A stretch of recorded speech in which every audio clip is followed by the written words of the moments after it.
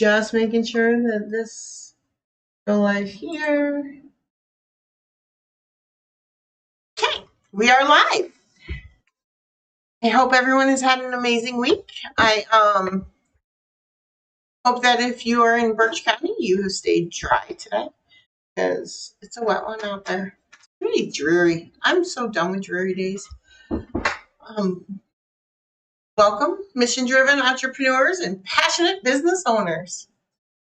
If you're here for the live or for the replay, please comment below where you're from and name of your company and what you do. I'm just trying to give, we're a little bit early, so I'm trying to give a little bit more time for people to log in. I'm just going to check where we're at.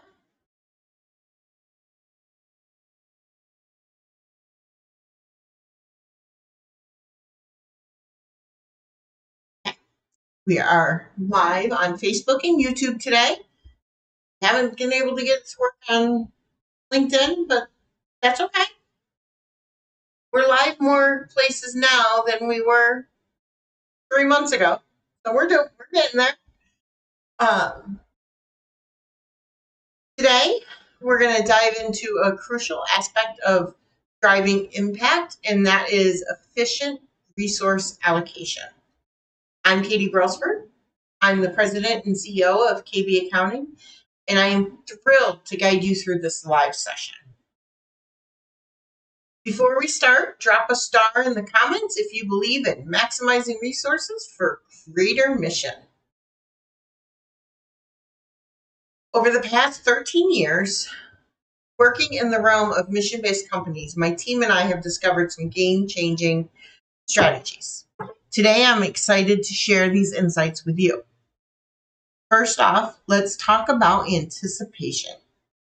Anticipating future needs and market shifts and emerging trends is pivotal for mission-driven organizations. It's not just about the present, it's about paving the way for a sustainable and impactful future. Some of the ways that you can do this could be watching the market trends, or if you're worried about your cash flow, you can project out how that's going to play out for the year. Using historical data, 90% of forecasting is taking historical data and morphing it into present and future with all the information that you have of changes. So, for instance, envisioning shifts in societal demands allows a client of ours to proactively reallocate resources towards sustainable practices and aligning seamlessly with their mission.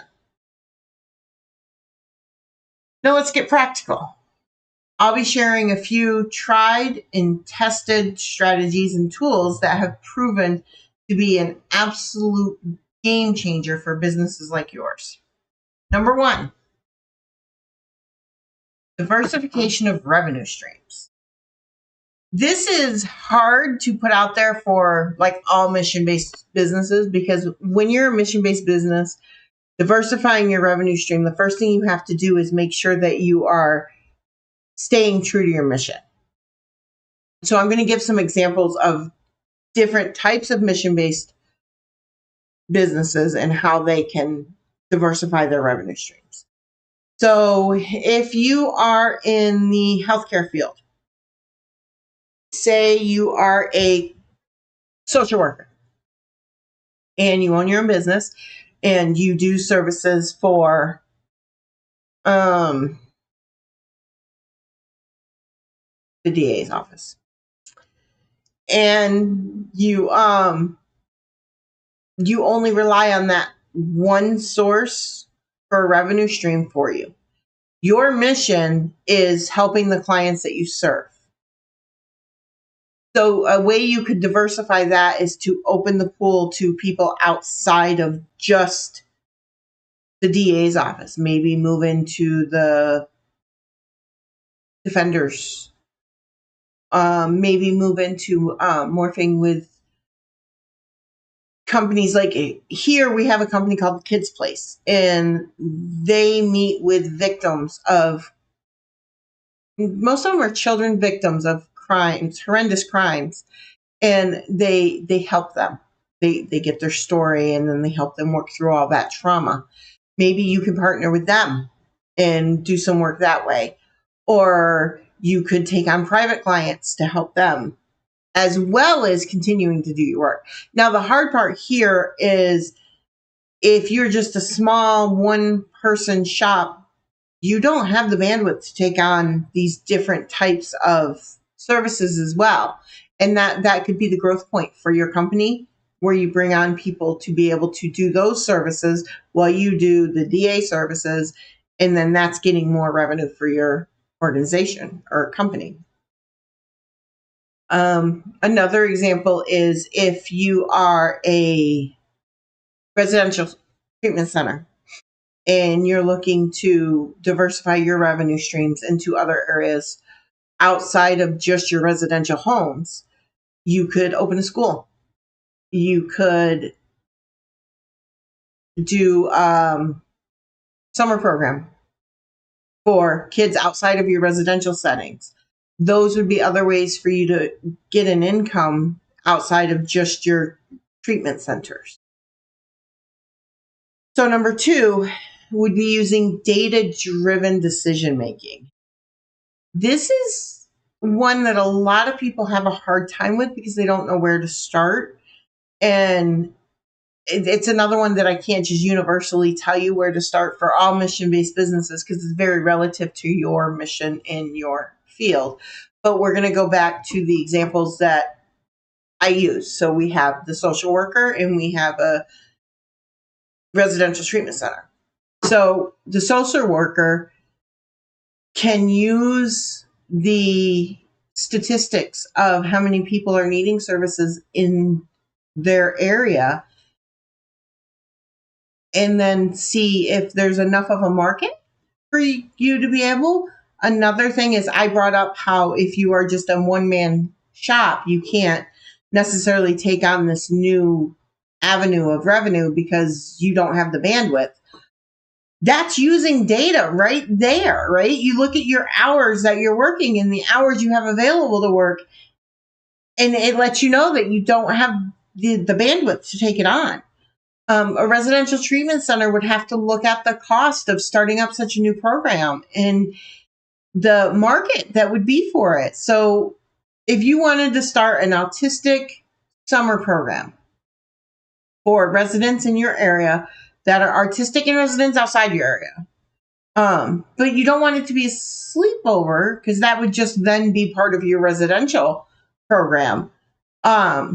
You would have to look into what services are offered in your area, how much you can charge, what's the funding structure for something like that. Where do you get paid from? Is it Medicare? Is it Medicaid?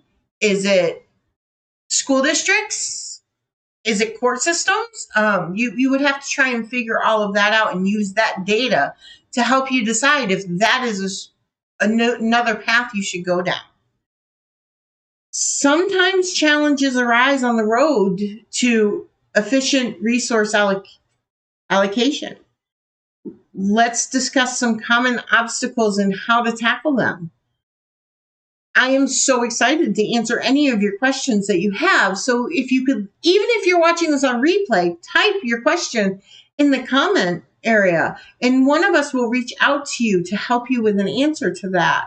I'm gonna look on my other screen to see if there's anybody that has any questions at this point. Doesn't look like on YouTube and Facebook. I'm not seeing any comments yet.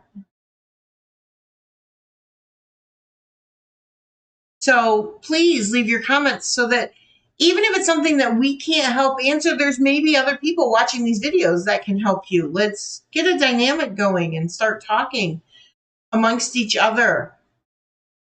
Drop your questions in the comments and let's navigate all of these challenges together. If you see a question someone has asked and you know of a way to help them, please answer them. We can't do this on our own. We have to work together, and we should all be supporting and uplifting each other, not worrying about the competition of it all. We all have a spot here, right? And if there's questions that nobody's been answering, a member of our team will reach out and see how we can help. If you don't have a team that can help you get some of these ideas up and running, reach out. We'll see what we can do to help you. This has been a very short but insightful session. We've covered the importance of anticipation, practical strategies, and ways to overcome challenges. Remember, efficient resource allocation is the engine that drives the mission forward. Someday I'm not going to need my script. I'm not going to have to write this in the beginning. Or actually, I wrote it probably a month ago. And I'm going to be able to just sit here and have this discussion. Right now, that's not the case, and it doesn't want to stay up. So before we wrap up, I want to encourage you to implement at least one strategy we discussed today. Take that first step towards optimizing your resource allocation. I want to thank everybody who has logged in to see this video, whether it was on replay, whether you watched it on YouTube after the email went out. Your dedication to creating a meaningful change throughout your business is truly inspiring. Let's continue making a difference together. If we all work together and help each other, imagine how great this place is going to be.